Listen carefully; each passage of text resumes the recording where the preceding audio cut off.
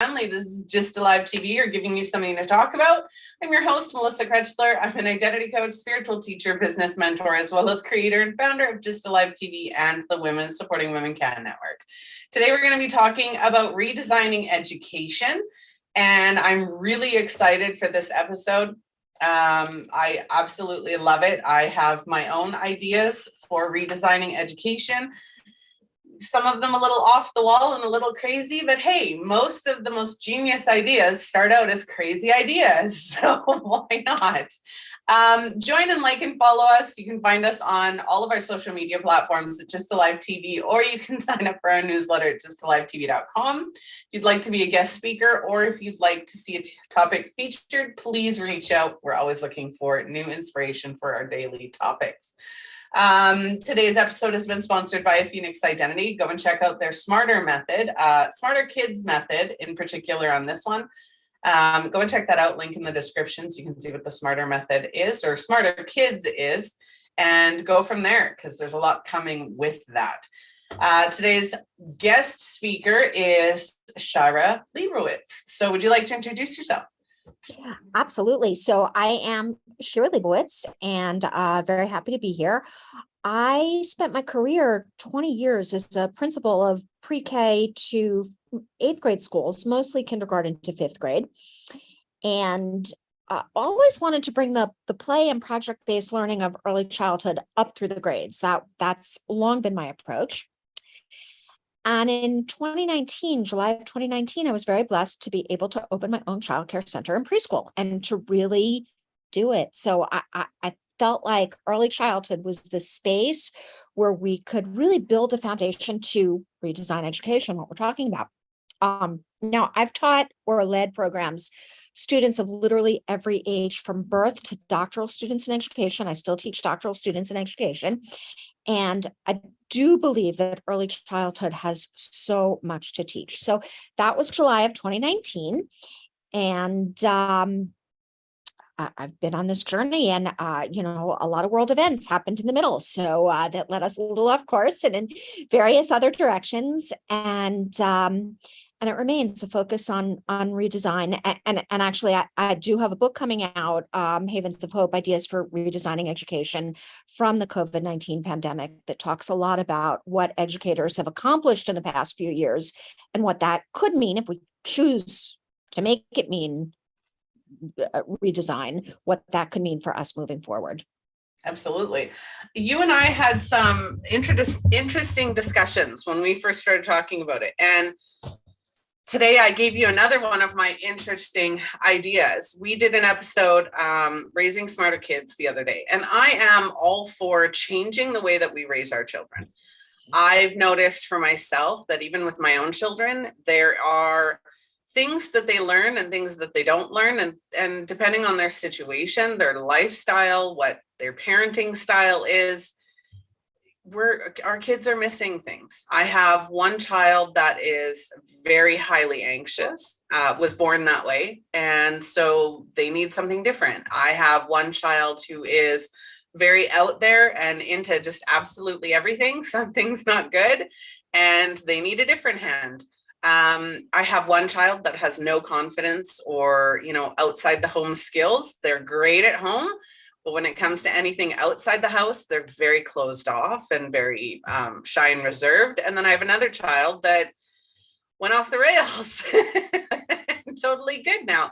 But I've noticed that each one of them have different learning styles, and each one of them have had their own ups and downs, right? You look at the way we were raised, right? We were thrown out there and said, cope with it, deal with it, do what you need to do, just get it done. We had no choice but to learn coping skills. And I think that coping skills are huge for kids. I've looked personally at the school system, and there are things that are missing or things that need to be upgraded. You and I talked right before the show. There was a thought that I had where majority of our everyday learning, and this is what school should really be, is our everyday learning. Our everyday learning, that takes up the first, pre-kindergarten to grade 8, grade 9. And then you get into the higher level learning. And my thought was always, okay, well, that higher level learning are for kids who want to be scientists, who want to be doctors or educators, or anything that's going to take them further and above and beyond what everyday schooling, right? Everyday life. And so I always thought, why not stop school at a certain point and then make the rest elective, right? If they want to go to school, they can go to a secondary learning, right? Like pre-college courses, take, the different sciences, the different math, the different, English or LA, whatever you want to call it, and just continue on from there. What are your thoughts on that? We could. I feel that what the last few years of education taught us is that education doesn't have to be the way it was. And so you and I were talking about education having been the same for the past 100 years or longer. But in 2020 and 2021, it wasn't the same. It changed. It literally changed overnight. And so school went online, school moved outside, people started micro schools, pods, people figured out different ways of learning. And while the mainstream press mostly talks about what wasn't good, and with legitimately, there was a lot that was horrible about it. We were in crisis. There was also a lot of beauty that came of it. And one of the beautiful things that came of it was seeing how we could do education differently. And education doesn't have to be massive systems, one size fits all. Education can be a series of small systems that are more responsive to the interest and needs of individual students and families. Yep. I think that for me, and I love that you said that, for me, it comes down to we're all individuals. We all learn differently. We all experience differently. And you have these rigid outlines, or what used to be rigid outlines of our schooling and our learning, that are now coming into awareness, like you said, over what's happened the last 2 years, where it's like, is that really needed, right? I know that over the course of the pandemic, my kids were at home learning for just about 2 years. And in that time, they slept better. They were, they obviously missed the interaction with the other kids. They missed the routine of that. And there were other things, right? Leaving the house, all of that. But at the same time, they didn't have the bullying. They didn't have the peer pressure. They didn't have the rigid space of, this is how you have to learn, or you have to do it by this time.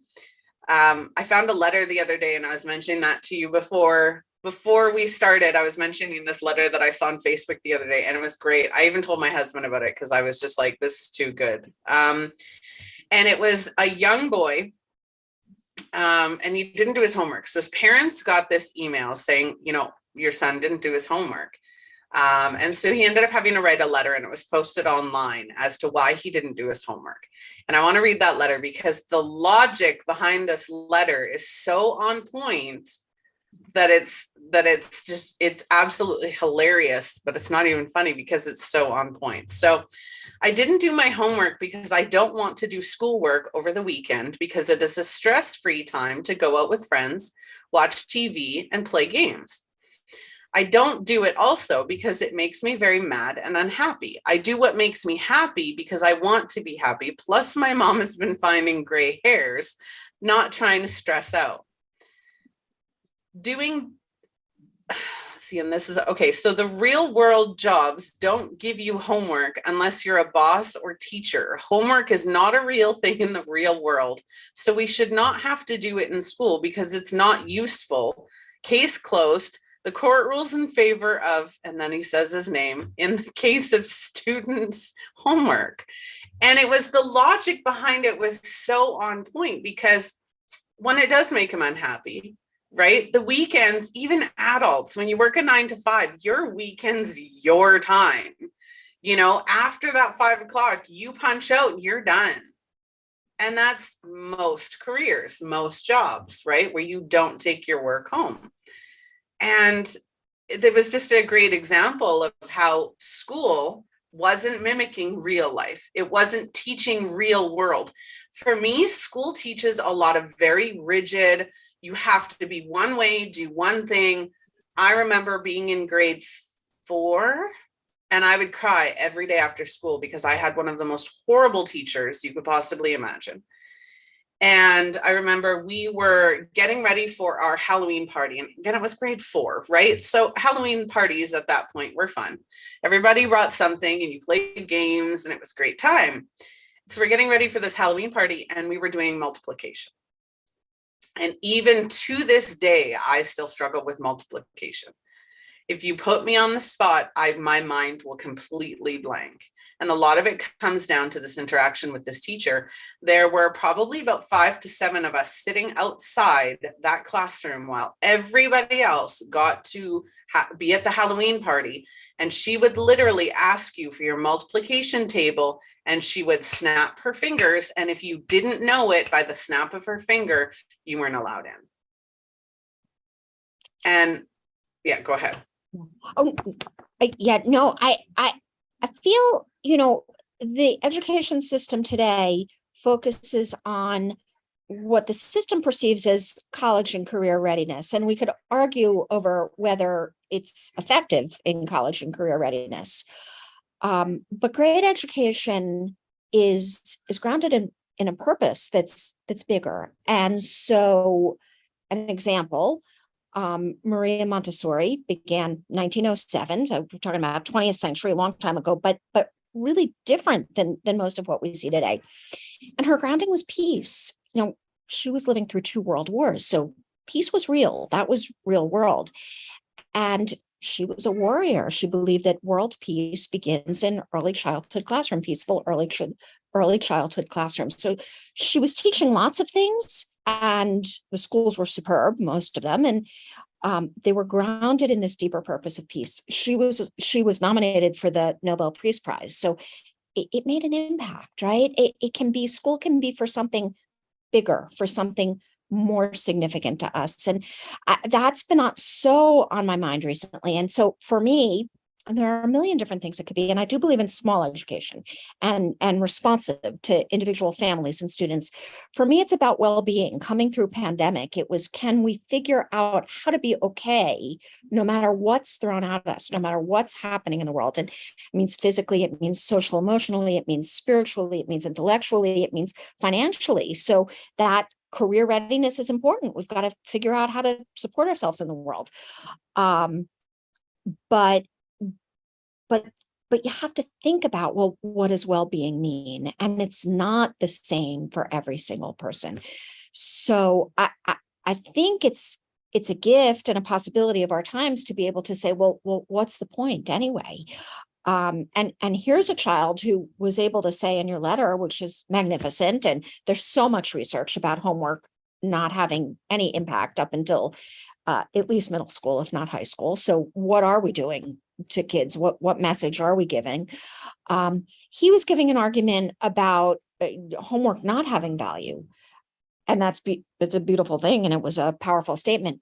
We could at the same time talk about, well, what does have value? And really think that through in ways that aren't just accepting the way we've always done things. Yeah.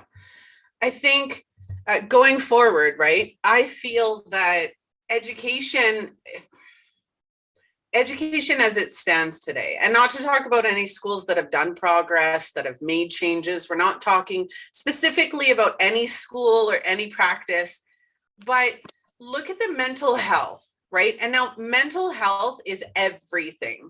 Mental health is your physical health. It's your overall well-being. It's your dedication. And this is why I created the SMARTER method. And it works in schools because if we take the SMARTER method and we based our schooling off the SMARTER method, the reason I created the method in the first place is because, again, I'm very passionate about children's mental health. And looking at my own children, it got me questioning, what do my children need? As a parent, right? As a parent, it's my responsibility to prepare my children in a certain way so that they are happy, healthy, fully functioning adults for themselves in the real world, right? And not hidden by me or my husband.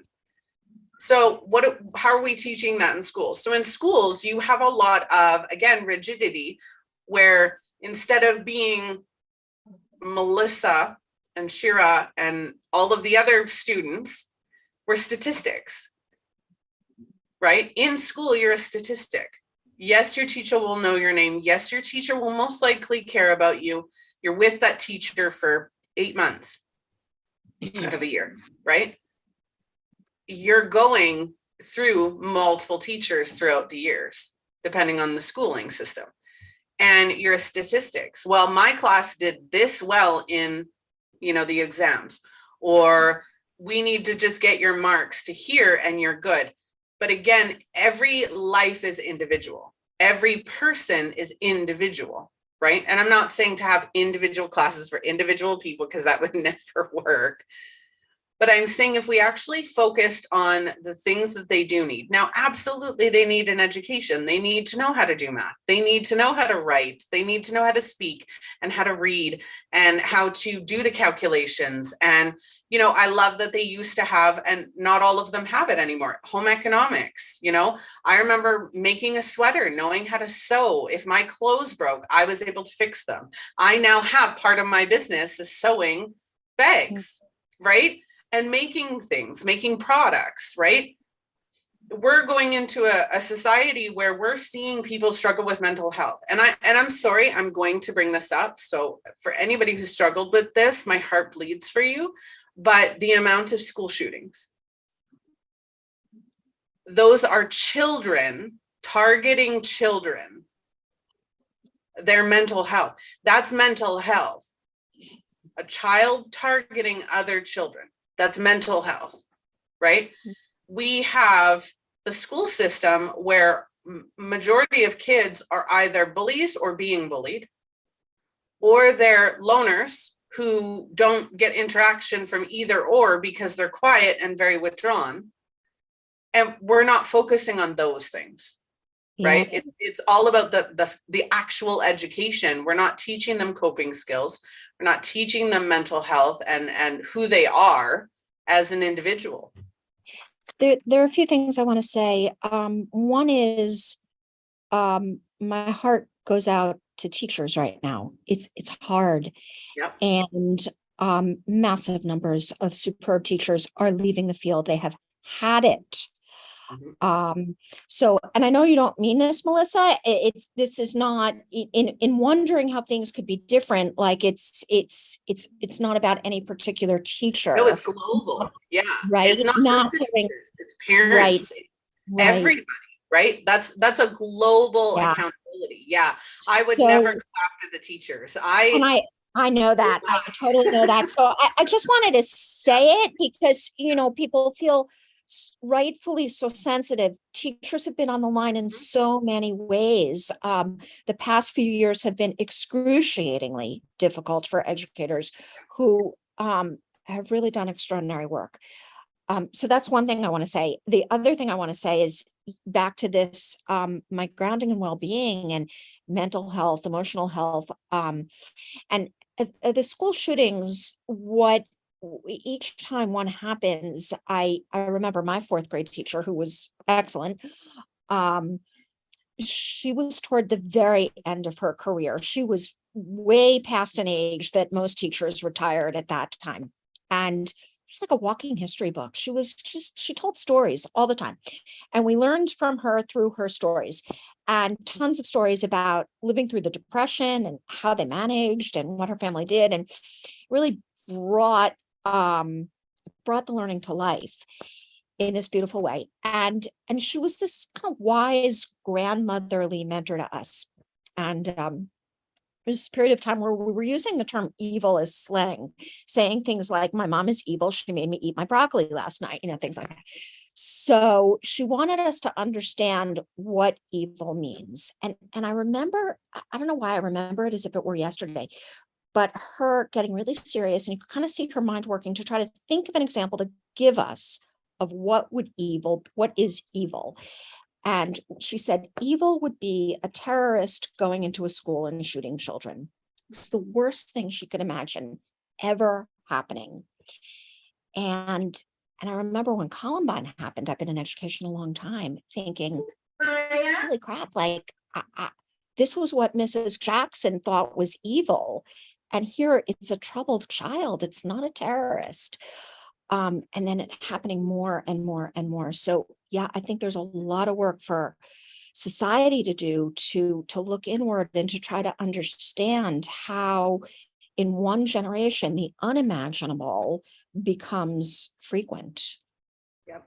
And for anybody watching and who've caught it is a mental health, and it's everybody's responsibility as a society, as a world in general, to make mental health, 1, more accessible, 2, more understood, and 3, more accepting. Now, what's happened with all of those school shootings, the blame rests solely on the individual, always on the individual. It doesn't matter. And it does matter. So bear with me as I try to explain this politically correct. Whoever does or whoever has done a school shooting, the individual made that choice. In that moment, they made that choice. As they made that choice, they didn't feel like they had any other option but to make that choice. Now, whether it was planned, whether it was premeditated, that was the only choice they logistically had in their brain, right?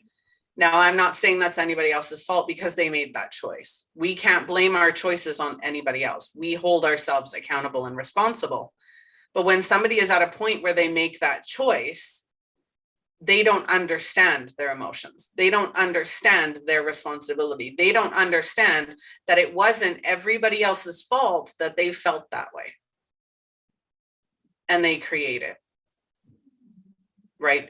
And so again, there's no blame on anybody. I feel for the shooters because obviously I feel incredibly, insanely sad for any of the families or even the teachers or the first responders who have been involved in those situations.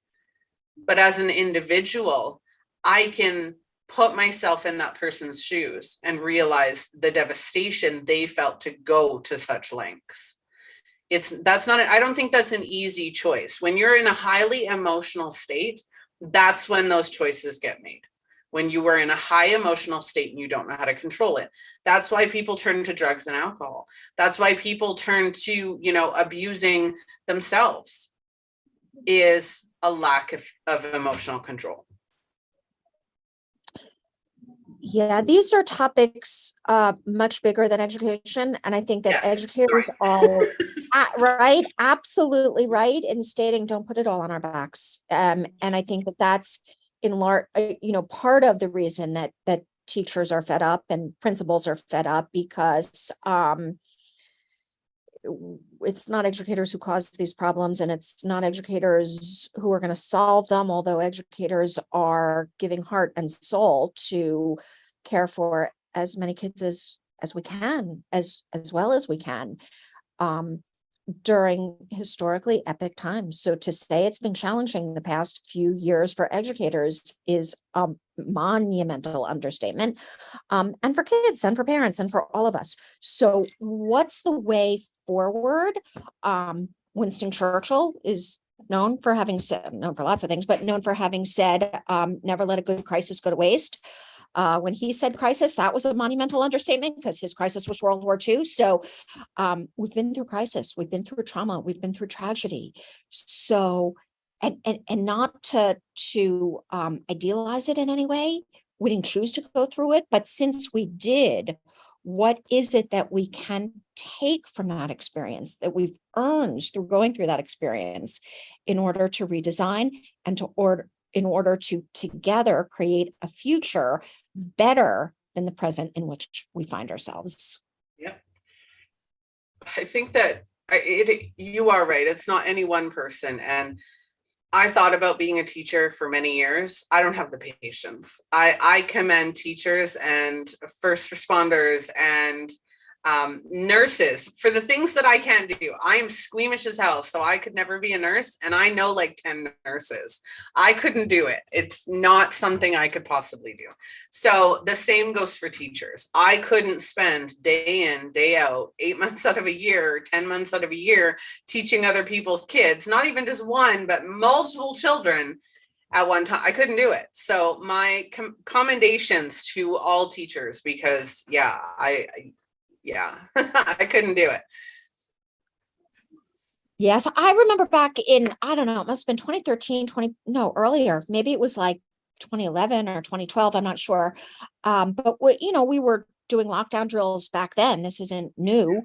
Goes back since 9/11, the lockdown drills. But remember a police officer coming to lead the school I was the principal of in a lockdown drill and to talk about what would happen if there was an armed intruder. And he started it out by saying, I still get chills thinking about it. So it's this really big, muscular, strong officer speaking to this group of elementary school teachers. And he says, like with real emotion, you guys are heroes. I can handle any of the unsavory characters at 3 a.m. downtown, but I couldn't last an hour in a room with 7-year-olds like you do. And the room bursted out in applause. They fell in love with him. And that was before things got harder. It was before teachers were called essential.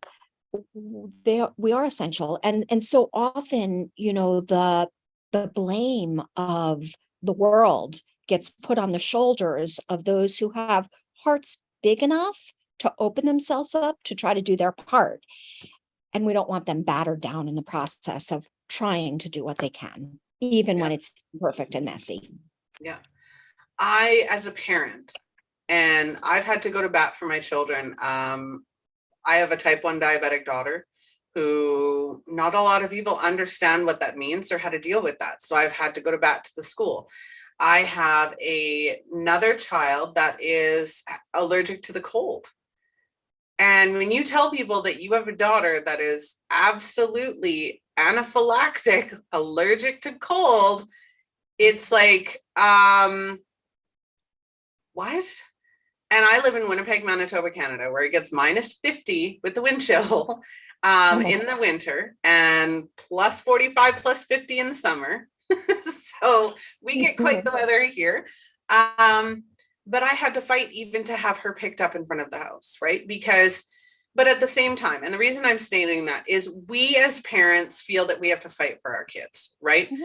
And I think that comes from the statistical viewpoint, right? And a lot of the times you'll hear that, in the education system, children are treated like statistics, right?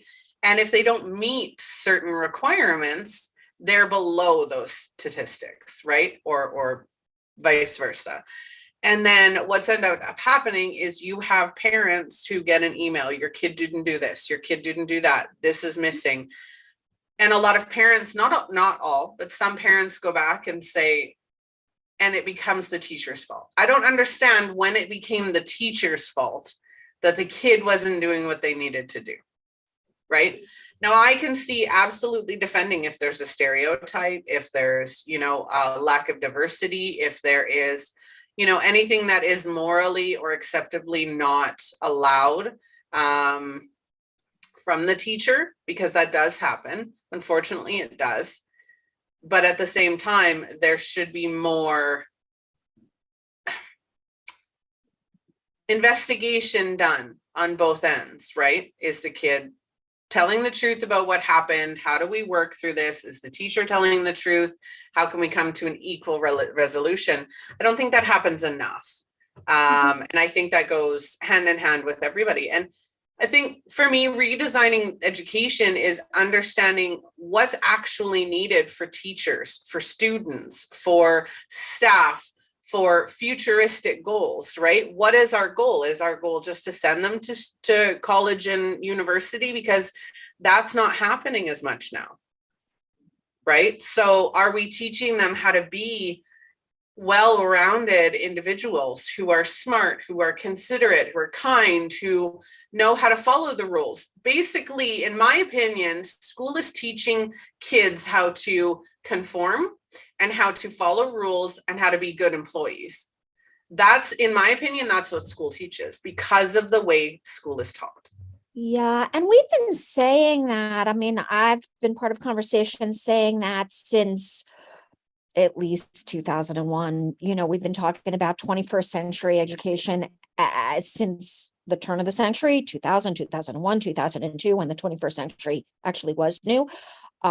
It's 2022. It's 2 decades later.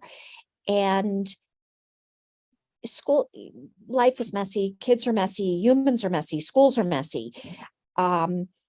There's a difference between everybody trying their best during under less than ideal circumstances and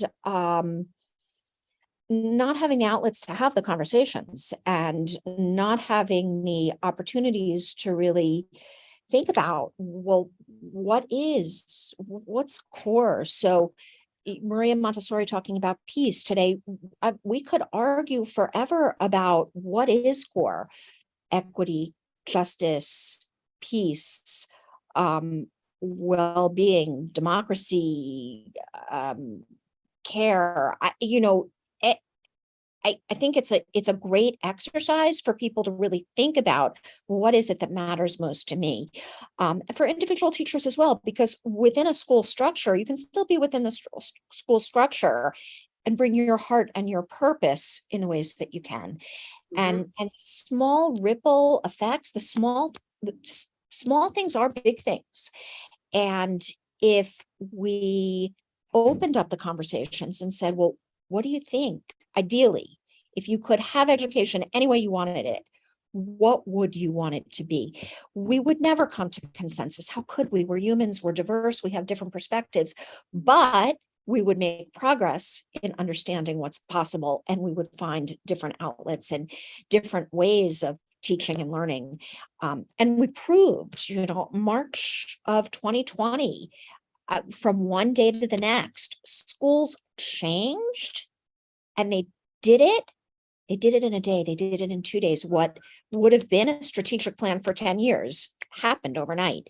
If we decided we're going to change because our kids deserve it, because our teachers deserve it, because our society needs it, we've proven that we can. We just need to choose to do so. Yep. I've had discussions with people on making school year round, right? Having a little bit more holidays spread out throughout the year, but having year-round schooling, right? Like a 9 to 5, right? Maybe not making them as long of days, or making them, 8 to 3, like they should be, or even 9 to 3, right? And having kids go in and teachers go in and do their job and go home. And there are a lot of different things, and we all have different opinions. And I think that I love that you said that, because the beauty behind it is we all have different opinions, and all of those different opinions are valid. And putting all those opinions to paper and having everybody sit down and say, what's best for the kids, right? What's best education-wise, what's best for the kids? Work-wise, what's best for our teachers? Because that's still a job. It's a career. It's not it's not more learning for you. It's not education for you. You're the teacher, right? What do you need? Would you be better off with year-round schooling with a couple extra holidays here and there? Would you be better off with a 9 to 3 hours, going up to grade 9 instead of grade 12, right? And then having more teachers teach those electives, right? And creating different classes where kids can, after work, right? Letting kids get work earlier. Yeah, the challenge the challenge that a country as large as the United States has, it is its size. So, there are countries whose educational systems we can agree with, we cannot, but people look at them as models. Singapore, people look at as a model. Singapore as a country is the size of Chicago. So to change something on that scope and that scale is really, it's just scope and scale. So how do we empower teachers in classrooms? So the single most impactful difference in an education of a child is the quality of the teacher. So quality of learning is varies more between teachers within a school than between teachers in different schools. So how can we support our teachers to excel? How can we give empower our teachers to do their work with professionalism. Next is the principal. So how do we support principals to have more autonomy? So how can we still publicly funded organizations need to prove that they're using public funds, in a fiduciary responsible way. So, and they're being responsible, and kids are learning, and there's equity across the country. So it's complicated.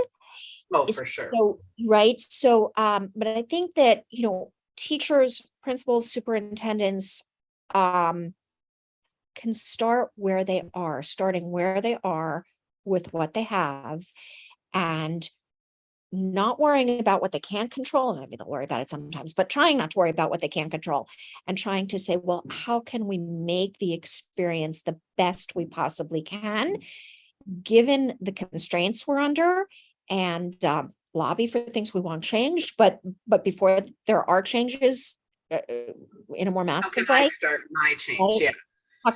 What can I do right now today? One of the biggest things that I can suggest to all teachers is ask yourself who your most memorable teacher was. Who is the teacher that changed your life? Who is the teacher that made you want to be a teacher, and why? Right? You look at even everyday people. I'm not a teacher, and I still remember my third grade teacher was one of my most transformational teachers ever. I was called the teacher's pet that year. I loved that woman. She was, like you said, like a walking history book. She encouraged my passions. She lived her passions. Her classroom was filled with plants and pictures and artwork. And she made it passionate. She made that classroom her own. And she made sure that she built connections with her students. And I think that for me, it's that connection. It's as an individual, as a teacher, as a coach, as a whatever it is that you do, the only thing that you can do responsibly and accountability is bring yourself into that career. Right? It's a passion for a reason. Yeah, I would say absolutely yes. And we've connected as humans since the beginning of time, right? So before there were schools, grown-ups taught kids in organic ways, in deep relationships. So yes, relationship learning is really important. And there are models on whose shoulders we can stand to do that, and absolutely look back to teachers we love and approaches we love. So we all have our own pedagogic approaches and ideas of what we believe is best. And how do we look at the times in which we live? And every time is unique. Our times are unique. How do we look at these times and say, how do we stand on the shoulders of those who came before us and be adaptable and responsive as best we can to what we're facing today? And the questions are as important as the answers, because in living the questions, in that journey, in that process, you're changing. You can't help but change when you open up your awareness and think about possibilities that you hadn't thought about before. Yeah, absolutely. I think that if we, as teachers, you want knowledge, you want to teach knowledge, you want to, impact and empower starving minds, kids that want to learn, kids that want to be heard. And again, I have mad love for teachers, absolutely mad love for teachers, because I couldn't do it. I think of myself as a teacher sitting in that classroom. I would notice every child who's having a hard day. I would notice every child that's struggling in themselves or struggling with their peers. And I'd want to help with that, because that's my passion, is helping people be happy. And so that would be what I would bring to it. But again, it's how much can I get involved? How much can I say? What should I say? And yeah, there's a lot. A lot. So if you were a teacher, and you could be whatever you want to be, so you've chosen not to be a classroom teacher, and that's cool. And if you chose to be, you could. And if your passion is bringing happiness to others, you could bring a focus on grounding and happiness and joy into your classroom. And nobody could stop you. right? They could demand that you do standardized tests. They could demand that you give homework. They could require whatever they require, but they can't stop you from spreading joy. Nobody can, right? So whatever your core purpose is that you can bring, you bring it and you unleash it. And it gives you greater purpose and fulfillment, even through the times of adversity. And it's crazy effective for kids because it's real. Yeah, absolutely. So what else, what else do you think redesigning education would look like? We've talked about, teachers bringing themselves into it. We've talked about different variations of the education system and, bringing it forward to 2022 rather than 1900s, and just finding those differences. What else? Is there anything else you'd like to add about that? I mean, I've said it a lot of times. I think it's two main things for me. There are three main things for me. One, small is huge, and that impacts a lot of ways. So the example we gave, a teacher bringing joy to the classroom, that's huge. Principals using whatever leeway they have in their own buildings to bring education to the level, to the purpose that they see is huge. Superintendents figuring out how to organize a district so that there's choice, so that principals have choice, so that teachers have choice, so that families and kids have choice.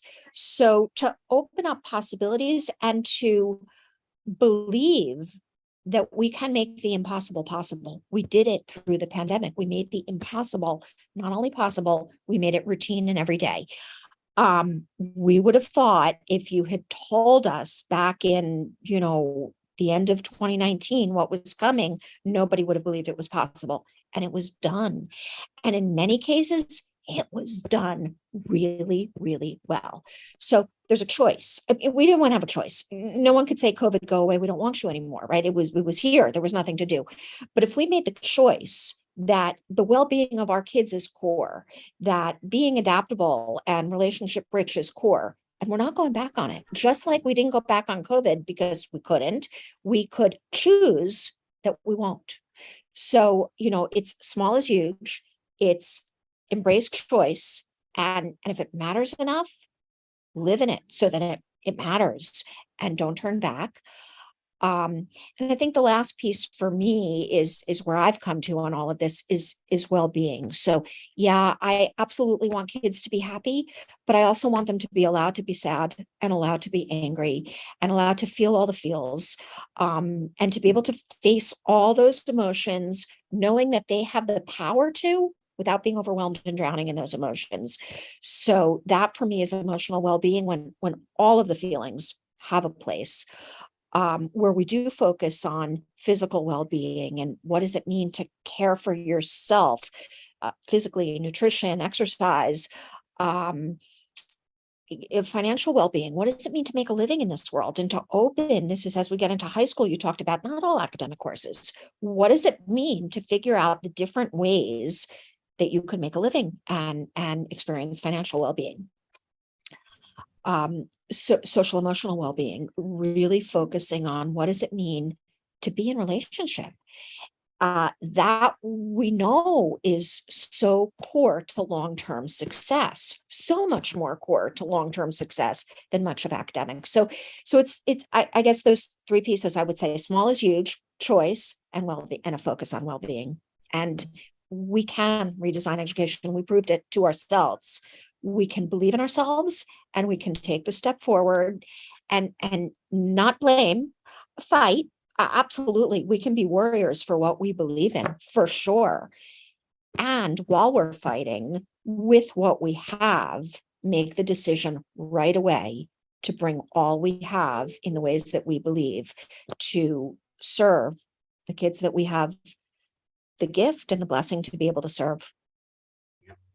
I love that you pointed that out. We've done how many not even just school systems, how many businesses and relationships and corporations have done things the same way for hundreds of years?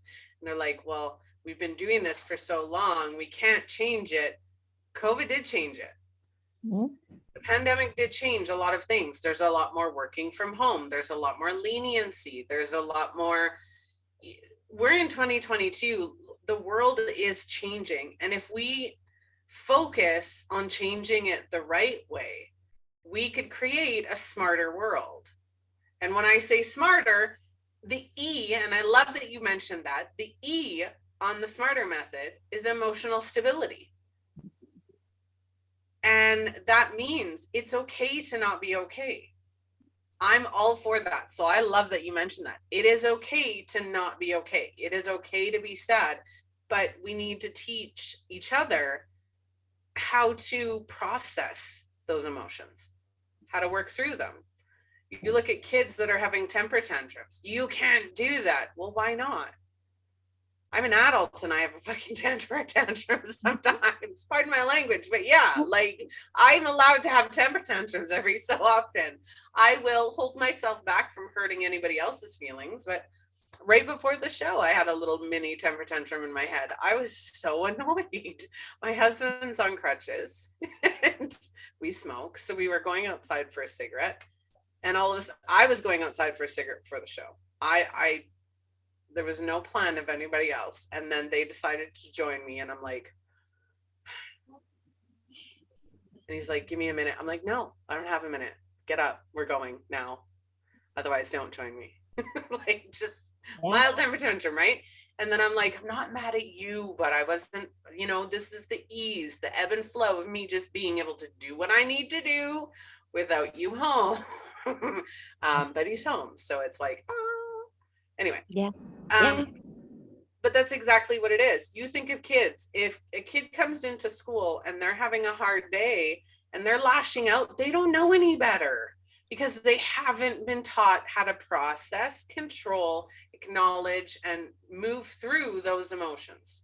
Yeah. And they're the kids who won't lash out because they want to please the grown-ups, and the grown-ups want them, most adults want two things for kids. They want them to be happy and they want them to be successful. And they want that to be demonstrated in the ways that society views people who behave as happy and successful ways. And it comes out of love. It comes out of care. Who doesn't want good for their kids? But some kids lash out against it and other kids conform. And so they look successful and they look happy, but they lost themselves in the process. And they feel sad, but they repress it. They feel anger, but they repress it. And that's not good for anybody. So to be able to say, I want you to be you. And that's sometimes messy and it's sometimes uncomfortable. And you don't always have to be perfect. We're all perfectly imperfect, right? So embrace that. And you don't always have to be happy because all of your emotions are part of you. And compassionate humans sometimes feel angry and sometimes feel sad and sometimes feel disgust. And if we didn't, we would be cold and blind to the realities of the world around us. So we want that for our students. And so it's really important to make the space for them. So as a teacher, are you taught any of those emotional cues? Like if a kid comes to school and they're struggling because they're upset and they're lashing out, or they're really like, when I'm processing something, I tend to pace. So I get up, I pace. I can't sit still when I'm in that mode. Now, do I have ADHD? Absolutely not. Right? Maybe mildly, but I've never shown the true symptoms of ADHD. But yet if I go and you're like, you have to sit there, I'm going to be like, no. And I'm going to get angrier and angrier and angrier the longer you make me sit here because I feel confined and I don't like feeling confined. Right. And so there's that Absolutely. side effect, right? Absolutely. And it's so diverse. So you would get angry, understandably, and another child would sit down and conform, but just feel more and more wounded inside without showing it. Yeah. And none of it's okay. Yeah. And so that would be another thing for redesigning education, is understanding that we're all each individuals. Even the kids are little individuals, right? They need to know that their feelings are respected and okay. You know, them lashing out? No, absolutely not. You know what I mean? Hey, do you need to go and just be in the quiet room for 5 minutes? Do you need some time to yourself? To the quiet room for 5 minutes, take a book. This is what we're working on, whatever you need, right? I know we had those in a couple of my kids' schools where they would have quiet rooms if the kids were, you know, really emotional or really upset or hurt or anything. They would be able to go to this room, just give themselves a few minutes, and then return back to class.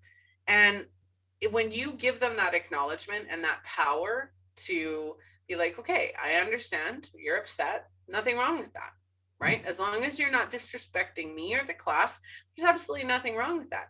Why don't you take it over here and, you know, process through it, work through it, take some time, right? Let yourself calm your emotions, you know, have a little workbook on how they can calm their emotions. Like, this for me is the smarter method. It's I'm okay, right? Oh, I love the smarter method. I'm making that like the next thing. All right. Well, is there anything you'd like to add before we get going? I think just John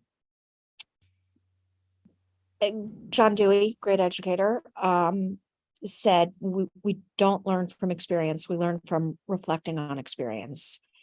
And we've been through a traumatic experience, numerous traumatic experiences. And I think that it's important for us to give ourselves the space and the grace to reflect, to find the wisdom in what we have experienced, and then to make intentional choices about how to move forward.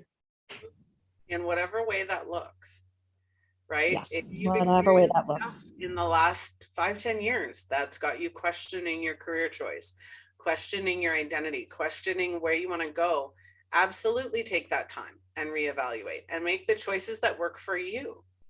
I've talked to quite a few teachers on this channel already who have left teaching to start their own practices.